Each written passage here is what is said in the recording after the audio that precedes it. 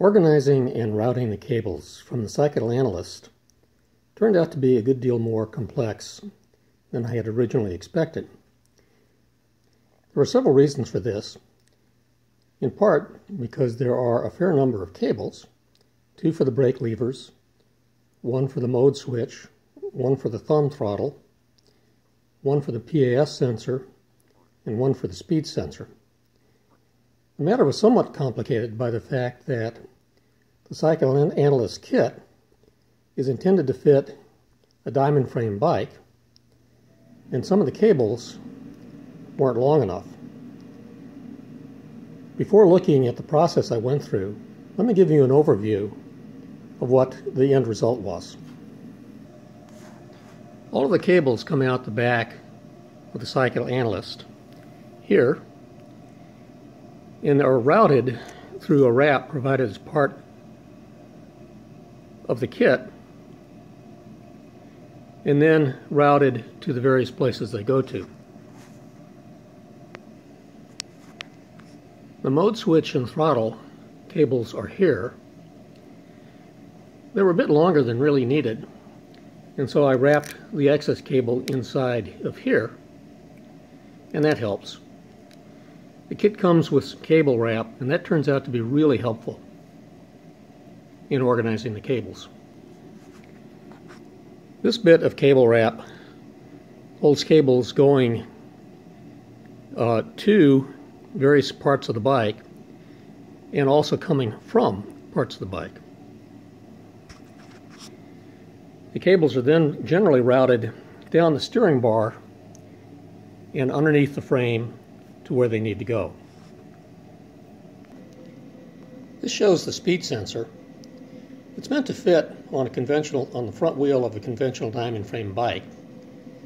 And because this is a trike, I had to fabricate a spacer so that the sensor was close enough to the magnet for everything to work. The cable here is not long enough to go across the suspension and down the frame. So I've routed it up over the fender and then looped it around with a bit of extra space to the cable bundle going into the psychoanalyst. This slack is enough to allow me to turn the wheels without pulling on the cable in any way. This shows some details of the PAS sensor. This cable was much too short to work on a trike, and ended up having to fabricate an extension for it. The cable runs down the frame, as you might expect, until it gets to the steering bar, and then across the steering bar and up to where it goes.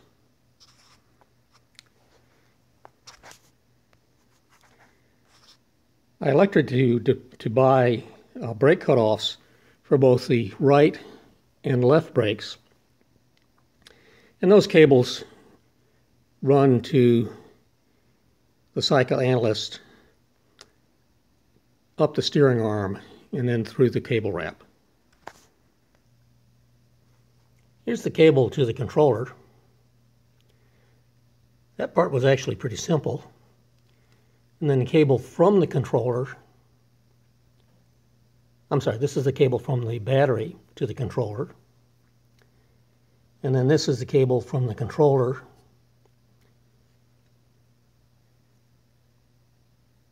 to the motor.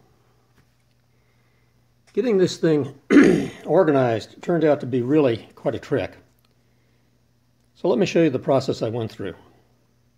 What I've done is I've routed the wires.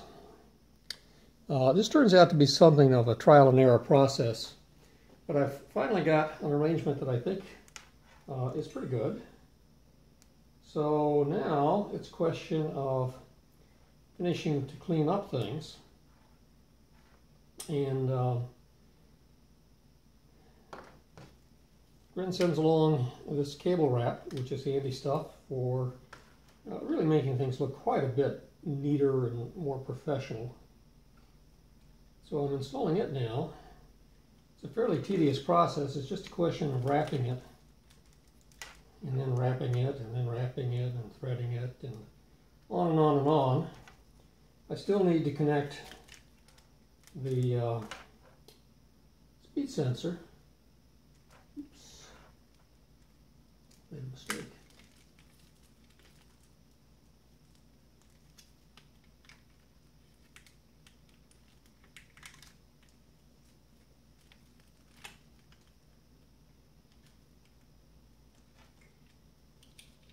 But that's pretty trivial, so I'm not too worried about that. The speed sensor is not long enough to make it all the way back to the main frame and then back to the wheel. So what I'm going to do is I've got this kind of loop coming down away from the brakes and shifter, and I'll exit the speed sensor from that loop and then continue to braid down as far as is necessary.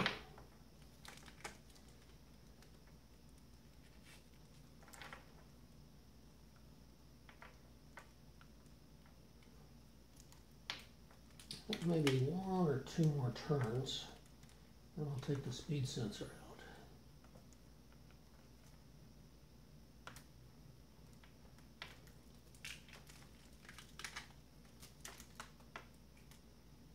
Okay, that should be far enough. Speed sensor's got a little bit of slack in it. Later on I'll take up the slack, and I've used this I don't know what to call it, wrap that came with the kit to sort of cover up the bundle of extra wire. Something better than that's going to need to be done, but for the moment that's good enough. All right, so this can go out of the way now. And it's a matter of continuing the process of wrapping the wires that had to go down. I ended up having to put the two brake wires and the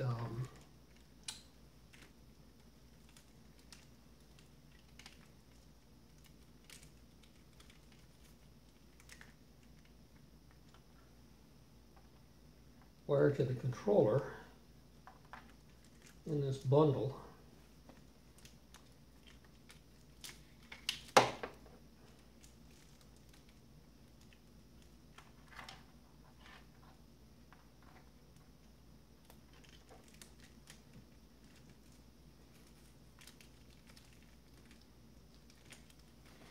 I'm sure there's a better way to do it, do this kind of work than this.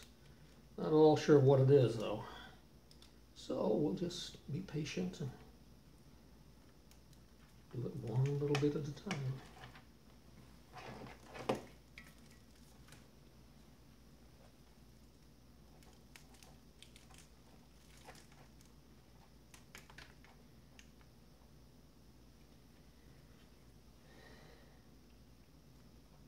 Okay, I adjusted the wire lengths. I suppose I could cut this.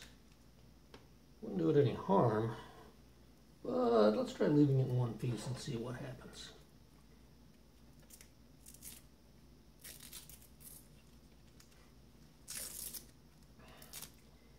I had started by cable tying things and found that I kept cutting and having to replace cable ties. So I got these out. They're Velcro straps, two-sided. And the nice thing about them is you can put them on and off, and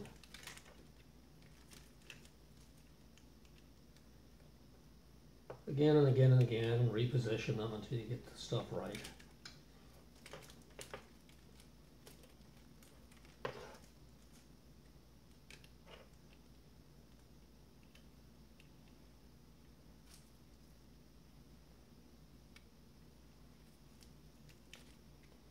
I'm really not used to working with my hands this much, or in this way, and unfortunately they've started to cramp up, which is not a lot of fun.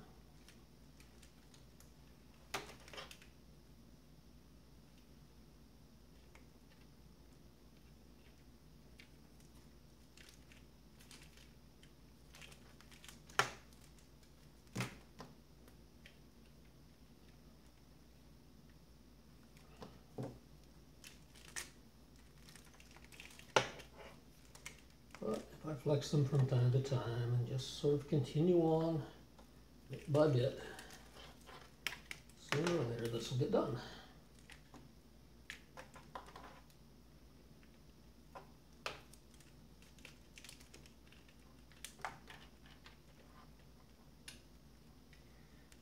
I went to some trouble to try to make the wires run fair with the shifters and other cables. So hopefully that in the end will make things work just a little bit better for me, at least I hope.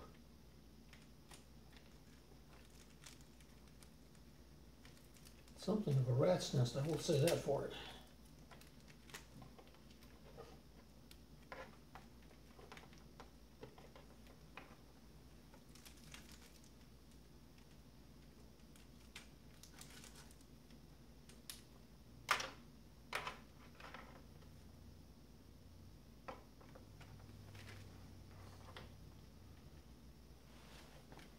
Okay, well, that's a sort of fair loop. I'll have to mess with that some more, I'm sure. But for the moment, it's good enough. Must admit I'm getting rather anxious to take the trike out and actually ride it with the motor on it. But let's try and get all the pieces installed as best we can. I've not called Gren yet about the pass sensor.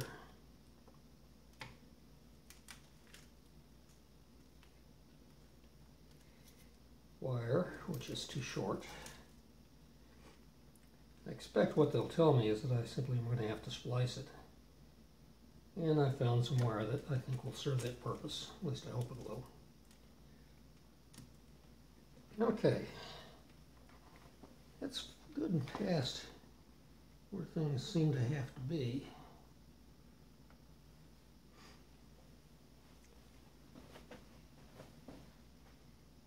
All right, that looks pretty good actually. And then here's the speed sensor. Like all speed sensors, it has to run fairly near the wheel. So I suspect what I'm going to end up having to do is something like this. This is what I had to do on the other side as well. And then I'll take the extra wire and put it back into this bundle. Let's get a couple of zip ties and position the sensor, and there's a little magnet that comes with it, of course.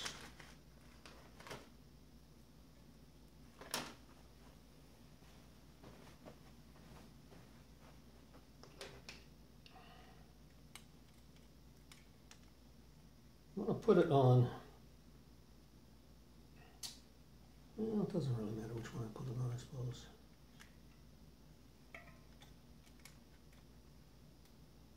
Yeah, that's as good as anything.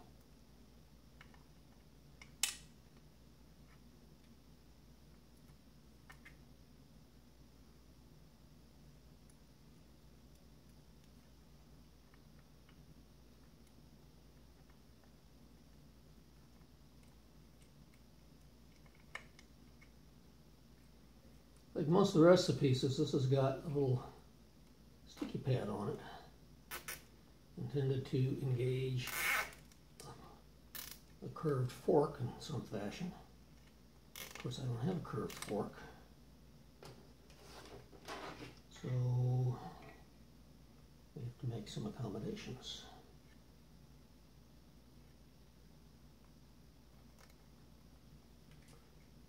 And we're going to have to mess with this a little bit to make sure that it works before I tighten things down.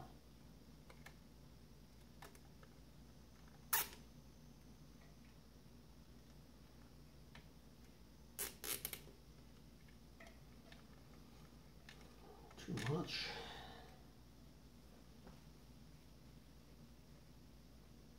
Okay, and now let's put the magnet on.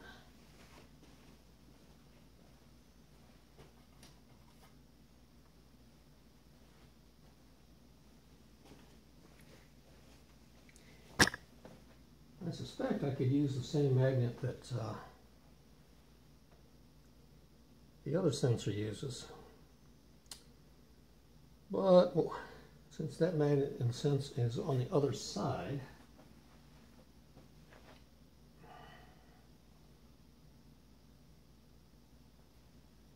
we'll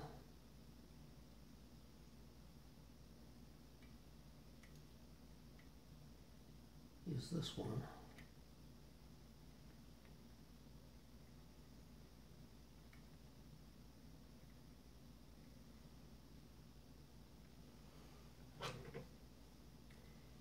And to test it, I'll need to spin the wheel.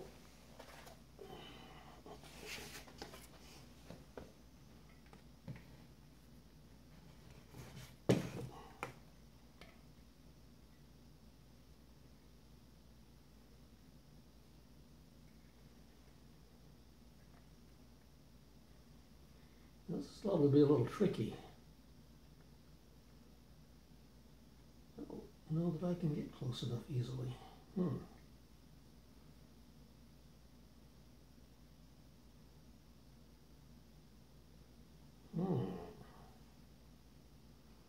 Maybe if this wants to be on the side a little bit. Let's see if I get any signal at all. It should tell me something about distance if I'm not mistaken. I'm going to have to power everything up. Let's plug the battery in.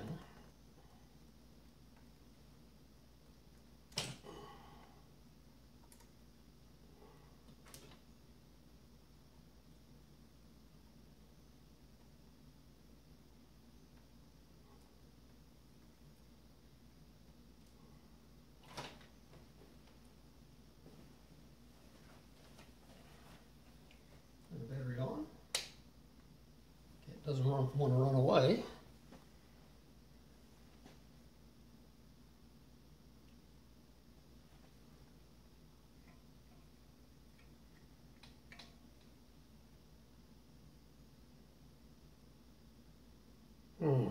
Nada. No surprise, because it's really not very near the magnet. So we're going to have to do something a little bit better than that. Let me think about that a bit. Okay, the speed pickup wasn't close enough to the magnet. So I took a piece of 1/2-inch PVC, heated it a little bit, made a flat side, and then zip tied that to the frame for the fender, and then positioned the speed pickup sensor, and that works properly now.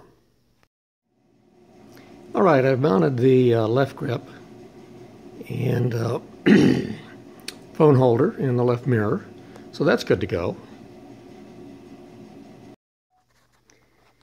All right, I'm in the process now of mounting the pass sensor. The cable, as I mentioned, was too short, so I cut it and spliced in a section of cable from a USB connector.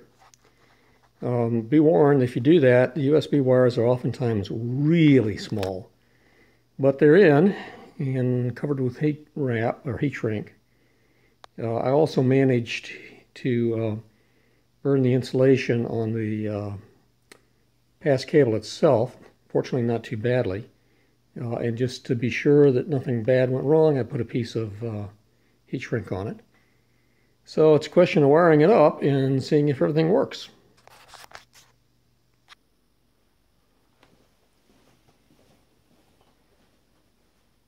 All right, if everything is properly connected, it should be possible to turn the system on. Nothing bad happened. Cycle analyst shows everything's on. And now, if the pass sensor is working, I should be able to pedal a little bit and the motor should work. Let's see what happens.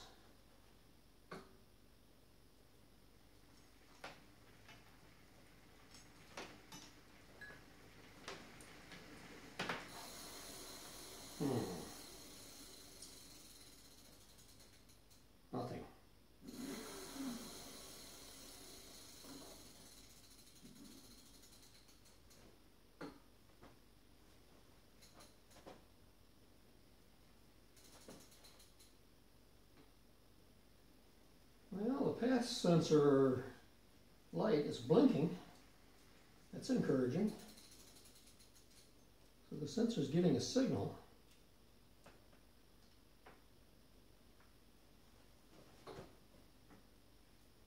I don't seem to hear the motor spinning.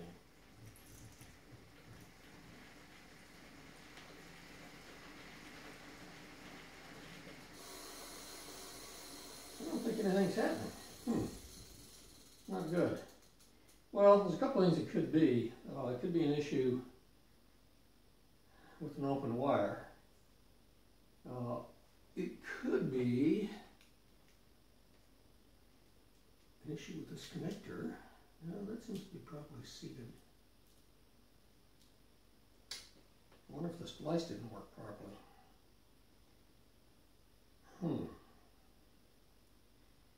I'm a little concerned about this.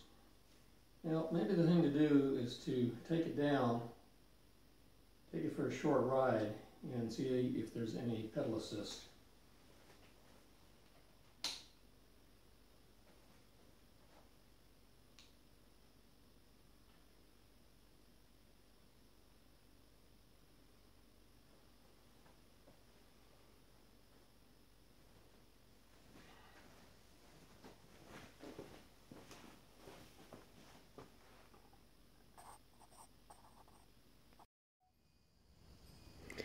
Okay, it turns out the pass sensor works just fine, though it's not giving as much assist as I would like.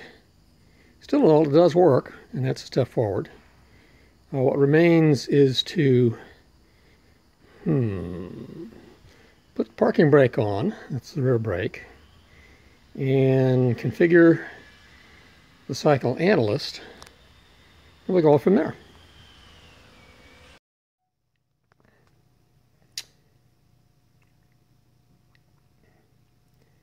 Okay, the pass sensor cable has been extended, and I've mounted it here, and then use some cable wrap to wrap it to the front derailleur cable. Routed it as best I could through the suspension, and then picked up the cables that had to go up to the right steering bar.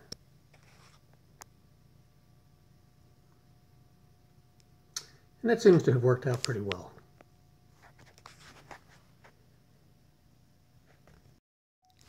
When I was cleaning up the cables, I also decided to clean up the cables on the steering bar. And what I've done is to bring out the throttle and switch cables separately and wrap those in some cable wrap. I put all the excess cable up here for the time being. I'm still not really happy with that, but it's better than it was. And then routed the other cables outside of the steering rod with cable wrap, and then down the steering bar wrapped all the way. It's a little neater than it used to be, and I think that'll be helpful. While rerouting cables, I decided to clean up the speed sensor, and so I've mounted it here as before, but I brought the cable up and cable tied it to the fender standoffs. With a little bit of slack, so of course everything can turn, and that works well. I left the mounting as before with a little piece of PVC that's been flattened as a standoff to get the sensor near enough the magnet on the spoke. All in all, that works well. At this point, the bike is entirely rideable with the battery mounted on the rear rack. A bit of testing, however, revealed that I could only get about a 60-mile range with a single 20 amp hour battery. Since I'm building the bike for touring, I wanted about a 120-mile range. This means 2 batteries. Additionally, I was somewhat concerned about the amount of weight on the rear wheel with both two batteries and touring gear mounted on the rear rack. I decided to fabricate a rack for the batteries underneath the seat.